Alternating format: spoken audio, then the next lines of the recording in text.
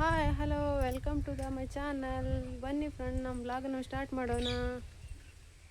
ಊಟ ಆಯಿತಾ ಫ್ರೆಂಡ್? ನಮ್ಮದು ಊಟ ಆಯಿತು. ನಿಮ್ಮದು ಊಟ ಆಯಿತಾ ಅಂತ ತಿಳಿದೀನಿ. ಹೀಗೆ ಊಟ ಮಾಡಿ ಫ್ರೆಂಡ್. ಇವತ್ತು ತಿರುಗ್ತಾ ಇದ್ದೆ ಸುಮ್ಮನೆ. ಅದಕ್ಕೆ ಏನು ಮಾಡಬೇಕಂತ ಟಾಪಿಕ್ ಯೋಚಿಸ್ತಾ ಇದ್ದೆ ಫ್ರೆಂಡ್. ನನ್ನ ಮನಸ್ಸಲ್ಲಿ ಇನ್ನೊಂದು ಯೋಚನೆ ಏನು ಬಂತು ಅಂತ, ನನ್ನದೇ ಆದ ಒಂದು ವಿಷಯ ಹೇಳಬೇಕಂತ ಇವತ್ತು ನಾನು ಅಂದ್ಕೊಂಡೆ. ಏನಂದರೆ, ನಾನು ಓದಿದ ಬಗ್ಗೆ ತಿಳಿಸ್ಬೇಕಂತ.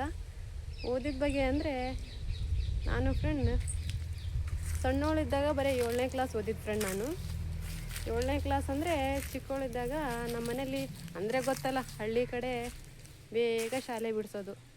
ಎಷ್ಟೊಂದು ಆಸೆ ಇದ್ದರೂ ಕಲಿಸಲ್ಲ ಹಳ್ಳಿಗಳಲ್ಲಿ. ಏನಾದರೂ ಒಂದು ಬಂದೇ ಬಿಡುತ್ತೆ. ಅದಕ್ಕಾಗಿ ನಮ್ಮ ಮನೇಲಿ ಬಿಡಿಸ್ಬಿಟ್ರು. ನನಗೆ ತುಂಬ ಓದಬೇಕನ್ನೋ ಆಸೆ ಇತ್ತು. ಆವಾಗೆಲ್ಲ ಪಬ್ಲಿಕ್ ಎಕ್ಸಾಮ್ ಫ್ರೆಂಡ್. ಆವಾಗ 7ನೇ ತರಗತಿಗೆ ಪಬ್ಲಿಕ್, SLCಗೆ ಪಬ್ಲಿಕ್ ಇರಲಿಲ್ಲ ಆವಾಗ ನಂದು ಫಸ್ಟ್ ಕ್ಲಾಸು. 7 ಹಳ್ಳಿಗಳಿಂದ ಒಂದೇ ಪ್ಲೇಸ್ ಮಾಡ್ತಿದ್ರು. ಆವಾಗ ನಂದು ಫಸ್ಟ್ ಕ್ಲಾಸ್ ಬಂದಿತ್ತು ಫ್ರೆಂಡ್. ಆವಾಗ ನಾನು ಫಸ್ಟ್ ಕ್ಲಾಸಲ್ಲಿ ಪಾಸ್ ಆದೆ. ಆವಾಗ ನನಗೆ ಇವ್ರು ಏನಾದರೂ ಬಡವರೇನೋ ಅದಕ್ಕೆ ಓದಿಸ್ತಾ ಇಲ್ಲ ಅಂತ ಎಲ್ಲರೂ ಮೇಷ್ಟ್ರುಗಳು ನಮ್ಮ ಮನೆಗೆ ಬಂದು ಹೇಳಿದರು ಫ್ರೆಂಡ್, ಶಾಲೆಗೆ ಕಳಿಸ್ರಿ ಅಂತ. ಇಲ್ಲ ಕಳಿಸಲ್ಲ, ಯಾಕೆ ನೀವು ಬಡವರಿದ್ದರೆ ನಾವು ಕಳಿಸ್ರಿ, ನಾವು ಫೀಸೆಲ್ಲ ಕಟ್ತೀವಿ, ಕಳಿಸ್ರಿ ಅಂತ. ಆದರೂ ಕಳಿಸ್ಲಿಲ್ಲ ಫ್ರೆಂಡ್, ಬಿಡಿಸ್ಬಿಟ್ರು. ನನ್ನ ಆಸೆ ಅಲ್ಲಿಗೆ ಒಂಥರ ಇದಾಗ್ಬಿಡ್ತು. ನನಗೆ ಏನಾದರೂ ಒಂದು ಸಾಧನೆ ಮಾಡಬೇಕಂತ ತುಂಬ ಆಸೆ ಇತ್ತು ಫ್ರೆಂಡ್. ಆಸೆ ಅವಾಗೇ ಸ್ಟಾಪ್ ಆಗಿಬಿಡ್ತು. ಆ ನಂತರ ನನಗೆ 18 ವರ್ಷ ಆಯಿತು, ಮದುವೆ ಆಯಿತು. ಆಮೇಲೆ ನನ್ನ ಆಸೆನೇ ಪೂರ್ತಿ ಆಗಲಿಲ್ಲ. ಆಮೇಲೆ ಹೀಗೆ ಇರ್ತಾ ನಮ್ಮ ಸಮೀರ್ ಹುಟ್ಟಿದ.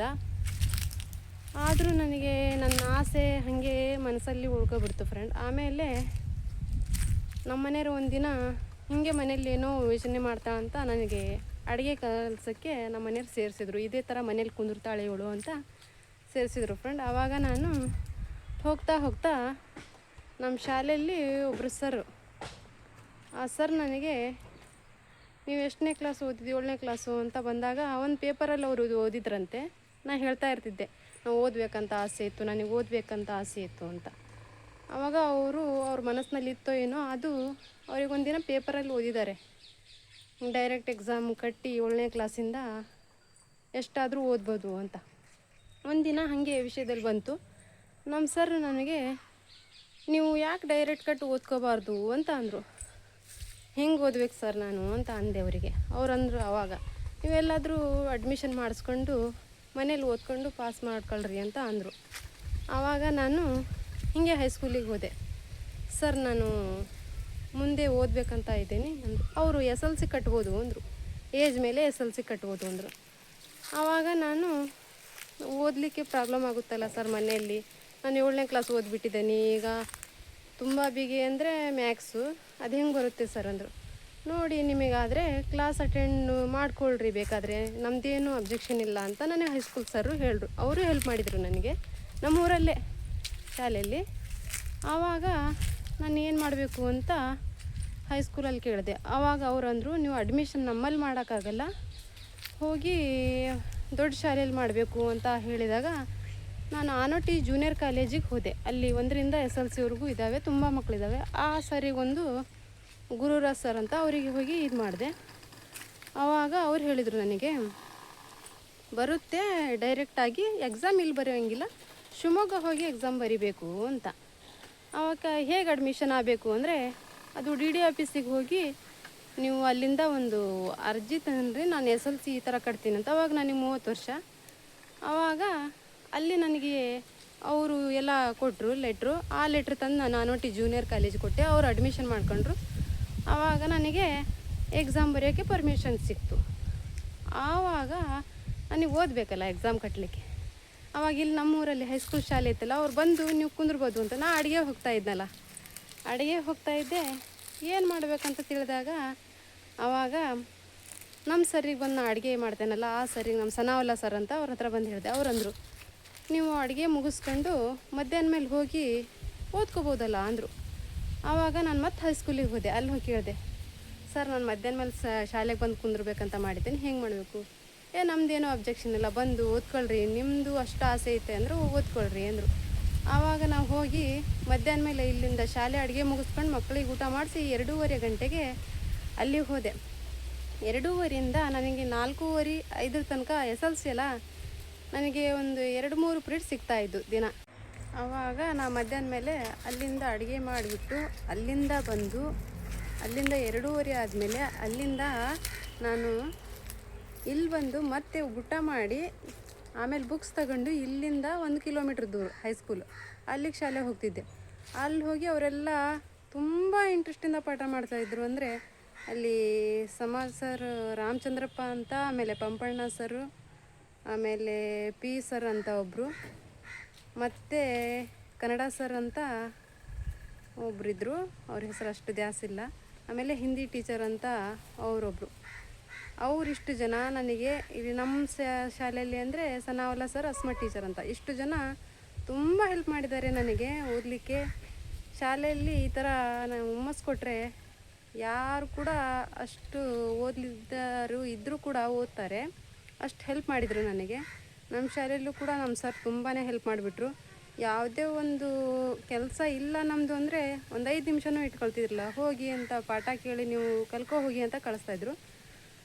ಅಲ್ಲಿಂದ ನಾನು ಇಲ್ಲಿಂದ ಎಷ್ಟು ಗಂಟೆಗೆ ಅಂದರೆ 2:30 ಹೋಗಿ 5:30 ತನಕ ಅಲ್ಲ ಆ ಸರು ಪಂಪಣ್ಣ ಸರ್ ಆಗಲಿ ಅವರೆಲ್ಲರೂ ಆಗಲಿ ಸ್ಪೆಷಲ್ ಕ್ಲಾಸ್ SLC ಮಕ್ಕಳೇ ಹಾಕಿದರೆ ನನಗೂ ಅವ್ರ ಜೊತೇಲಿ ಕುಂದಿರ್ಸ್ತಿದ್ರು 6:30 ತನಕನೂ.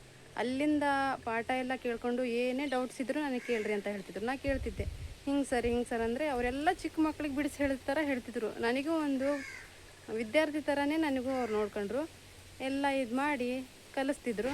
ಅದನ್ನೆಲ್ಲ ನಾನು ಆ ಕಡೆಯಿಂದ ಬಂದು ಕಲ್ಕೊಂಡು ಬಂದು ಎಲ್ಲ ನೋಟ್ಸ್ ಇಸ್ಕೊಂಡು ಎಲ್ಲ ನೋಟ್ಸ್ ಯಾವ ಥರ ಬರಿತಾ ಇದ್ದಾರೆ ಏನು ಅಂತ ನಾನು ಕಾಪಿ ರೈಟಿಂಗ್ ನೆಟ್ಟಿಗೆ ಮಾಡ್ಕೊಳಕ್ಕೆ ಅದು ಎಕ್ಸೈಜ್ ಇಟ್ಕೊಂಡು ಅದು ಬರೆದು, ಆಮೇಲೆ ರಾತ್ರಿ 12 ಗಂಟೆ ಮುಟ ಓದ್ತಿದ್ದೆ. ನನಗೆ ತಲೆಯಲ್ಲಿ ಒಂಥರ ಹೆದರಿಕೆ, ಒಂಥರ ಏನು ಮಾಡ್ತೇನೋ ನಾನು ಸೇರಿಬಿಟ್ಟೆ ಅಂತ. ಆಮೇಲೆ ರಾತ್ರಿ 12 ಗಂಟೆ ತನಕ ನೋಟ್ಸ್ ಬರೆಯೋದು, ಮನೆ ಬಂದು ಅಡುಗೆ ಮಾಡಿಕೊಂಡು ಎಲ್ಲ ಮಾಡಿಕೊಂಡು ನೋಟ್ಸ್ ಬರೆದು ಎಲ್ಲ ಇದು ಕಂಪ್ಲೀಟ್ ಮಾಡಿಕೊಂಡು ಮತ್ತು ಬೆಳಗ್ಗೆ ಎದ್ದು ಅಡುಗೆ ಹೋಗೋದು, ಮತ್ತು ಶಾಲೆಗೆ ಹೋಗೋದು, ಇದೇ ಥರ ಮಾಡ್ಕೊಳ್ತಾ ಬಂದೆ. ನನಗೆ ಸುಮಾರು ಒಂದು 6 ತಿಂಗಳು ಸಿಕ್ಕಿರೋದು. ಅವಾಗ 6 ತಿಂಗಳಲ್ಲಿ ನಾನು ಓದ್ಕೊಂಡೆ. ಆಮೇಲೆ ನನಗೆ ಹಾಲ್ ಟಿಕೆಟ್ ಮತ್ತು ಆನೊಟ್ಟಿಂದನೇ ಬಂತು. ಅವ್ರು ಫೋನ್ ಮಾಡಿ ಕರೆದ್ರು, ಹಾಲ್ ಟಿಕೆಟ್ ಬಂದಿದೆ ಅಂತ ಗುರುರಾಜ್ ಸರು. ಅಲ್ಲಿ ಹೋದೆ, ಇಸ್ಕೊಂಡೆ. ಆವಾಗ ಶಿವಮೊಗ್ಗ ಹೋಗಬೇಕು ಅಂತ ಅಂದರು. ಆವಾಗ ಹೇಗೆ ಹೋಗಬೇಕು ನಾನು? ಆವಾಗ ನಾನು 6 ದಿನ ರಜೆ ಮಾಡಿ ಬೇರೆಯವರಿಗೆ ಅಡುಗೆ ಹಚ್ಚಿ ಆಮೇಲೆ ಅಲ್ಲಿಂದ ನಮ್ಮ ಮನೆಯವ್ರು ಹೆಲ್ಪ್ ಮಾಡಿದರು. ನಮ್ಮ ಮನೆಯವ್ರು ದಿನ ನನಗೆ ಕೆಲಸ ಬಿಟ್ಟು ಸ್ಕೂಟ್ರಲ್ಲಿ ಬೆಳಗ್ಗೆ 4 ಗಂಟೆಗೆ ಎದ್ದು ಕರ್ಕೊಂಡು ಹೋಗೋರು. ಅಲ್ಲಿ 7 ಗಂಟೆ ಶಿವಮೊಗ್ಗ ಟಚ್ ಆಗ್ತಿದ್ವಿ ನಾವು. 7 ಗಂಟೆಗೆ ಟಚ್ ಆದರೆ ಅಲ್ಲಿ ತಿಂಡಿ ತಿನ್ನಿಸ್ಕೊಂಡು ನಾನು ಎಕ್ಸಾಮ್ ಆಗೋವರೆಗೂ ನಿಲ್ತಿದ್ರು ಅವರು. ಎಕ್ಸಾಮ್ ಆದಮೇಲೆ ನನಗೆ ಕರ್ಕೊಂಡು ಬರ್ತಿದ್ರು ಈ ಕಡೆ. ಆ ಥರ ನಾನು 6 ದಿನವೂ ನಮ್ಮ ಮನೆಯವ್ರು ನನಗೆ ಹೆಲ್ಪ್ ಮಾಡಿದರು. ಮಾಡಿದ್ಮೇಲೆ ಆ ವರ್ಷದಲ್ಲಿ ನನ್ನ 4 ಬುಕ್ಸ್ ಪಾಸ್ ಆದವು. ಇನ್ನೂ 2 ಸ್ವಲ್ಪ ಕಷ್ಟ ಆಯಿತು, ಇಂಗ್ಲೀಷು ಆಮೇಲೆ ಮ್ಯಾಥ್ಸು ಹೋಗ್ಬಿಡ್ತು. ಆಮೇಲೆ ಮತ್ತೆ ಸಪ್ಲಿಮೆಂಟ್ರಿ ಎಕ್ಸಾಮ್ ಬಂತು, ಅಲ್ಲಿಗೆ ಬಂತು. ಮತ್ತು ಆನೊಟ್ಟಿಗಿಂದ ಬಂದು ಕಟ್ಟಿ ಮತ್ತು ಅಲ್ಲಿ ಇದು ಮಾಡ್ಕೊಂಡೆ. ಆವಾಗ ಆದ ವರ್ಷದಲ್ಲಿ ಅದು ಪಾಸ್ ಆಗ್ಬಿಡ್ತು. SLC ಪಾಸ್ ಆಯಿತು. ಏನೋ ಒಂದು ಆಸೆ ಇಟ್ಕೊಂಡಿತ್ತು, ಅದು ಪೂರ್ತಿ ಆಯಿತು. SLC ಪಾಸ್ ಆಯಿತು. ಆ ನಂತರ ನನಗೆ ಕಾಲೇಜಲ್ಲಿ ನನಗೆ ಮಾರ್ಕ್ಸ್ ಕಾರ್ಡ್ ಕೊಡೋಕ್ಕೆ ಜೂನಿಯರ್ ಕಾಲೇಜಲ್ಲಿ ಗುರುರಾಜ್ ಸರ್ ಕರಿಯಾಗಿ ಕಳಿಸಿದ್ರು. ಹೋದೆ. ಹೀಗೆ ನೀವು ಯಾಕೆ ಸೆಕೆಂಡ್ ಇಯರ್ ಮಾಡ್ಕೋಬಾರ್ದು? ಡೈರೆಕ್ಟಾಗಿ ನೀವು ಓದ್ತೀರಾ, 17 ವರ್ಷ ನೀವು 15 ವರ್ಷ ಶಾಲೆ ಬಿಟ್ಟು ನೀವು ಪಾಸ್ ಮಾಡ್ಕೊಂಡಿರಾ ಅಂದರೆ ಇನ್ನು ಇದು ಮಾಡಲ್ಲ ಅಂತ ಏನಿಲ್ಲ, SLC ಅಷ್ಟು ಟಫ್ ಆಗಲ್ಲ ನಿಮಗೆ ಅಂದರು. ಆಯಿತಾ ಸರ್ ಅಂತ ಅದು ಮತ್ತೆ ಹೋಗಿ ಕಟ್ಕೊಂಡಾಗ ಅದು ನನಗೆ ಆನೊಟ್ಟಲ್ಲೇ ಸಿಕ್ತು ಎಕ್ಸಾಮ್. ಅದು ದೂರ ಬರಲಿಲ್ಲ, ಅಲ್ಲೇ ಬಂತು. ಆವಾಗ ಅದನ್ನು ಓದ್ಕೊಂತ ಕಲಿತೆ. ಅಂದರೆ ನನಗೆ ಅದು ಮಾತ್ರ ಎಲ್ಲೂ ಕಲಿಯೋಕ್ಕೆ ಇದಾಗಲಿಲ್ಲ, ಕಾಲೇಜಿಗೆ ಹೋಗೋಕ್ಕಾಗಲ್ಲ. ಯಾಕಂದರೆ ಕಾಲೇಜ್ ಬೆಳಗಿನ ಜಾವನೇ ಹೋಗಬೇಕಲ್ಲ, ಕಾಲೇಜಿಗೆ ಹೋಗೋಕ್ಕಾಗಲಿಲ್ಲ. ಆವಾಗ ಏನು ಮಾಡಬೇಕು ಅಂತ ತಿಳಿದಾಗ ನನಗೆ ಕಾಲೇಜೆಲ್ಲ ಮೇಷ್ಟ್ರು ಅವರು ನನಗೆ ಹೆಲ್ಪ್ ಮಾಡಿದರು. ನೀವು ಎಷ್ಟು ಆಸೆ ಆಯ್ತಲ್ಲ ನಿಮಗೆ ಓದೋಕ್ಕೆ ಅಂತ ಅವರು ಹೆಲ್ಪ್ ಮಾಡಿ, ನಿಮಗೇನು ಡೌಟ್ಸ್ ಇದ್ದರೂ ಕೇಳ್ಬೋದು, ನಾವು ನೋಟ್ಸ್ ಎಲ್ಲ ಬೇಕಾದರೆ ಇಸ್ಕೊಡ್ತೇವೆ ಎಲ್ಲ ಅಂತ ಅವರು ಇದು ಅಂದರು. ಆವಾಗ ನಾನೇನು ಮಾಡಿದೆ ಅಂದರೆ ಆವಾಗ ನಾನು ಧೈರ್ಯ ಮಾಡಿ ಕಟ್ಟಿದೆ. ಆವಾಗ ಡೈರೆಕ್ಟ್ ಕಟ್ಟಿದವರಿಗೆ 2,000 ರೂಪಾಯಿ ಫೀಸ್ ಇತ್ತು, ಕಟ್ಟಿದೆ. ಬುಕ್ಸಿಗೆ ಎಲ್ಲೇ ಅಂದರೆ ಈ ಥರ ಅಂಗಡಿಯಲ್ಲಿ ಸಿಗುತ್ತೆ ಅಂತ ಹೇಳಿದರು. ಅಲ್ಲಿ ಹೋದೆ, ಅಂಗಡಿಯಲ್ಲೆಲ್ಲ ಬುಕ್ಸು ಅದು ಒಂದು 2,500 ರೂಪಾಯಿ ಆಯಿತು. ಬುಕ್ಸ್ ತಗೊಂಡೆ. ಅದು ನಾನು ದುಡಿಯೋ ಪೇಮೆಂಟಲ್ಲೇ ಓದಬೇಕನ್ನೋ ಆಸೆ ನನಗೆ ಬರುತ್ತಲ್ಲ ಸಂಬಳ, ಅದರಲ್ಲೇ ಓದಬೇಕನ್ನೋ ಆಸೆ ಇದ್ದಕ್ಕೆ ಅದೇ ಯೂಸ್ ಮಾಡ್ಕೊತ ಓದ್ಕೊತ ಬಂದೆ. ಆ ದುಡ್ಡಲ್ಲೇ ಏನು ಬೇಕು ಎಲ್ಲ ತಗೊಳ್ಕೊತ ಬಂದೆ. ಒಂದು 2,500 ರೂಪಾಯಿ ತೊಗೊಂಡು ಬುಕ್ಸ್ ತಗೊಂಡು ಏನು ಮಾಡಿದೆ, ಇದು ಹಿಂಗೆ ಓದಬೇಕು ಯಾವ ಥರ ಅಂತ ಎಲ್ಲ ಮೇಷ್ಟ್ರಲ್ಲಿ ಹೋಗಿ ಕೇಳಿದೆ. ಅವರು ನೋಟ್ಸ್ ಎಲ್ಲ ಹೆಲ್ಪ್ ಮಾಡಿದರು. ಈ ಥರ ನಾ ಫೋನ್ ನಂಬರ್ ಕೊಟ್ಟರು, ಡೌಟ್ಸ್ ಇದ್ದರೆ ಕೇಳ್ಕೊಳ್ರಿ, ದಿನ ಬರೋಕ್ಕೆ ಹೋಗಬೇಡ್ರಿ, ಪ್ರಾಬ್ಲಮ್ ಆಗುತ್ತೆ ಅಂತ. ಶಾಲೆಗಂತೂ ಹೋಗೋಕ್ಕಾಗಲ್ಲಲ್ಲ, ಬೆಳಗಿನ ಜಾವ ನಾನು ಇಲ್ಲಿ ಅಡುಗೆ ಹೋಗಬೇಕಲ್ಲ. ಆಮೇಲೆ ಓದ್ಕೊಂತ ಬಂದೆ. ನೋಟ್ಸ್ ಎಲ್ಲ ನೋಡ್ಕೊಂಡೆ, ಕ್ವಶನ್ ಪೇಪರ್ ಇಸ್ಕೊಂಡೆ, ರಿಪೀಟ್ ಆದ ಕ್ವಶನ್ ಪೇಪರ್ ಎಲ್ಲ ಜೋಡಿಸ್ಕೊಂಡೆ. ಆಮೇಲೆ ಕ್ವಶನ್ ಬ್ಯಾಂಕು ಅನ್ನೋ ಗೈಡ್ ತಗೊಂಡೆ. ಅದರಲ್ಲಿ ಯಾವ ರಿಪೀಟ್ ಅದಾವೆ ಎಲ್ಲ ಇಂಪಾರ್ಟೆಂಟ್ ಹಾಕೊಂತ ಬಂದ್ಕೊಂಡು ಆಮೇಲೆ ನಮ್ಮ ಸನಾವಲ ಸರ್ ಇದ್ದಾರಲ್ಲ ಅವ್ರಿಗೆ ಕೇಳ್ಕೊತ ಹೋದೆ. ಅವ್ರು ಈ ಥರ ಅಂತ ಅವರು ನನಗೆ ಹೆಲ್ಪ್ ಮಾಡಿದರು. ಆಮೇಲೆ ಅಸ್ಮತ್ ಟೀಚರ್ ಅಂತ ಇದ್ದರು, ಅವರಿಗೂ ಕೇಳಿದೆ, ಅವರು ಹೆಲ್ಪ್ ಮಾಡಿದರು. ಆವಾಗ ಓದ್ಕೊತ ಹೋದಂತೆ ನನಗೆ ಸ್ವಲ್ಪ ಎಲ್ಲ ತಿಳಿತಾ ಬಂತು. ಆವಾಗ ಅಲ್ಲೇ ಅಲ್ಲ ಎಕ್ಸಾಮು, ಅವರು ಮಕ್ಕಳ ಜೊತೆಗೆ ನನಗೆ ಕುಂದಿರ್ಸಿದ್ರು. ಓದಿದೆ 3 ಪಾಸ್ ಮಾಡಿದೆ, ಇನ್ನೂ 3 ಉಳಿದ್ಬಿಟ್ಟು. ಅದರಲ್ಲಿ ರಿಪೀಟ್ ಎಕ್ಸಾಮ್ ಬಂತಲ್ಲ, ಮತ್ತೆ ಕಟ್ಟಿದೆ. ಆವಾಗ 2 ಪಾಸ್ ಆಯಿತು. ಮತ್ತು ಇಂಗ್ಲೀಷ್ ಹೋಗ್ಬಿಡ್ತು. ಆವಾಗ ನನಗೆ ಮತ್ತೊಂದು ಸ್ವಲ್ಪ ಹುಷಾರಿಲ್ದಂಗೆ ಆಯಿತು. ಅದು ನೆಕ್ಸ್ಟ್ ಇನ್ನೊಂದು ವರ್ಷ ಅದು ಕಟ್ಟಬೇಕಾಯ್ತು. ಆಮೇಲೆ ಅದನ್ನು ಕಟ್ಟಿ ಪಾಸ್ ಮಾಡ್ಕೊಂಡೆ. ಸೆಕೆಂಡ್ ಇಯರ್ ಪಾಸ್ ಆಯಿತು. ತುಂಬ ಖುಷಿ ಆಯಿತು. ಆವಾಗ ಮುಂದೆ ಓದಲಿಕ್ಕೆ ನನಗೆ ತುಂಬ ಕಷ್ಟ ಆಗ್ತಾ ಬಂತು. ಯಾಕಂದರೆ ಈ ನಮ್ಮ ಮಗ SLC ಆಗಿಬಿಟ್ಟ. ಅವ್ನು ನೋಡಬೇಕು, ಏನು ನನ್ನ ನೋಡಬೇಕು, ನಾನು ಶಾಲೆದು ನೋಡಬೇಕು ಅಂತ ಆವಾಗ ಸ್ವಲ್ಪ ಡಿಲೇ ಮಾಡಿ ಸುಮ್ಮನೆ ಆಗ್ಬಿಟ್ಟೆ. ಮಗನಿಗೆ ಓದ್ಸೋಕ್ಕೆ ಇದು ಮಾಡಿದೆ. ಆವಾಗ SLC ಆಗಿದ್ದಾನೆ ಅಂತ, ಇಲ್ಲಾಂದರೆ ಅವ್ನು ಓದು ಇದಾಗುತ್ತೆ ಅಂತ ಅಲ್ಲಿಗೆ ನಾನು ಸ್ಟಾಪ್ ಮಾಡಿಬಿಟ್ಟೆ.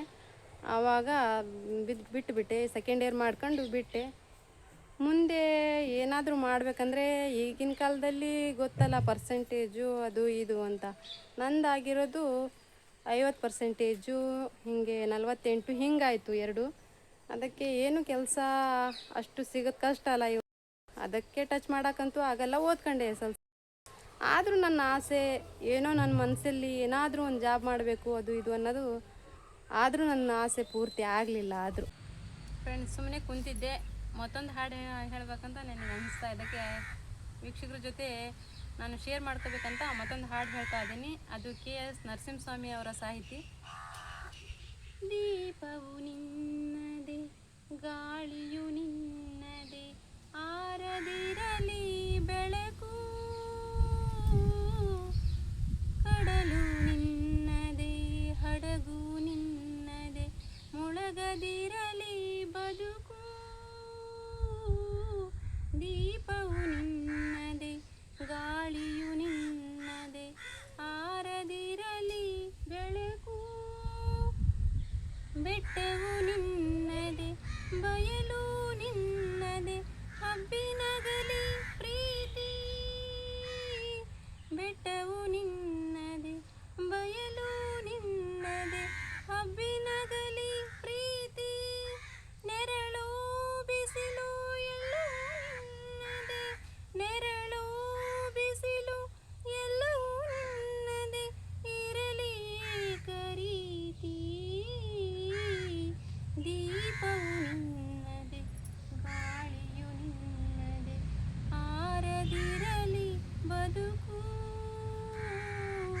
ಕಡಲು ನಿನ್ನದೆ, ಹಡಗು ನಿನ್ನದೆ, ಮುಳಗದಿರಲಿ ಬದುಕು.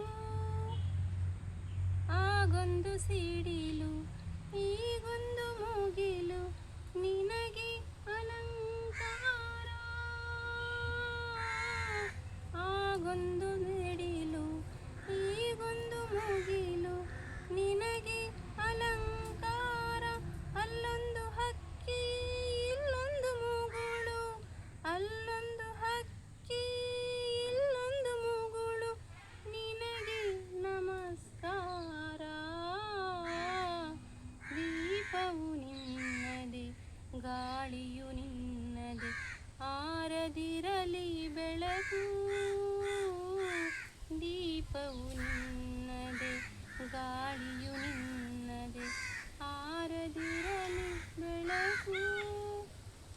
ಏನಂದರೆ, ಒಂದು ಹೆಣ್ಣು ಯಾವುದ್ರಲ್ಲಾದರೂ ಏನಾದರೂ ಸಾಧನೆ ಮಾಡಬೇಕನ್ನೋದು ಒಂದು ತುಂಬ ಛಲ ಇರುತ್ತೆ. ಆದರೆ ನಾನು ಸಣ್ಣವಳಿದ್ದಾಗ ಹಾಡು ಹೇಳೋಕ್ಕೆ ತುಂಬ ಇದಾಗ್ತಿದ್ದೆ. ಅದರಲ್ಲೂ ನಾನು ಸಾಧನೆ ಮಾಡಬೇಕಂದ್ರೆ ನಾನು ಶಾಲೆ ಬಿಟ್ಬಿಟ್ಟೆ, ಅಲ್ಲೂ ಮುಂದುವರಿಯೋಕ್ಕಾಗಲಿಲ್ಲ. ಆ ನಂತರ ನಾನು ಮದುವೆ ಆದಮೇಲೆ ಇಷ್ಟೇನೋ ಅಂದಾಗ ಮತ್ತು ಶಾಲೆ ಹೋದೆ. ಅಲ್ಲಿ ಹೋಗಿ ನಾನು ಓದಬೇಕನ್ನೋ ಆಸೆ ಬಂತು. ಅದರಲ್ಲಿ ನಾನು ಮುಂದುವರೆದೆ. ಅದು ಸೆಕೆಂಡ್ ಇಯರ್ವರೆಗೂ ಆಯಿತು. ಅದು ಏಜ್ ಪ್ರಾಬ್ಲಮ್ಮು, ಆಮೇಲೆ ಪರ್ಸೆಂಟೇಜ್ ಪ್ರಾಬ್ಲಮ್ಮು, ಮುಂದೆ ಜಾಬ್ ಹೋಗೋಕ್ಕೆ ಅದು ಪ್ರಾಬ್ಲಮ್. ಅದು ನಂದು ಅರ್ಧ ಆಯಿತು. ಏನೋ ನನಗೆ ಏನಾದರೂ ಒಂದು ಸಾಧನೆ ಮಾಡಬೇಕನ್ನೋ ಆಸೆ ನಂದು ಅರ್ಧಕ್ಕೆ ಉಳಿಬಿಡ್ತು. ಅದಕ್ಕೆ ಫ್ರೆಂಡ್ ನೋಡೋಣ ಅಂತ ನಾನು ಈಗ ಬ್ಲಾಗ್ ಮಾಡ್ತಾಯಿದ್ದೀನಿ. ಫ್ರೆಂಡ್ ನನಗೆ ಸಪೋರ್ಟ್ ಮಾಡಿ, ನಿಮ್ಮ ಫ್ರೆಂಡ್ ನನಗೆ ಸಬ್ಸ್ಕ್ರೈಬ್ ಮಾಡ್ಕೊಳ್ಳಿ, ನನಗೆ ಶೇರ್ ಮಾಡಿ, ಹೆಲ್ಪ್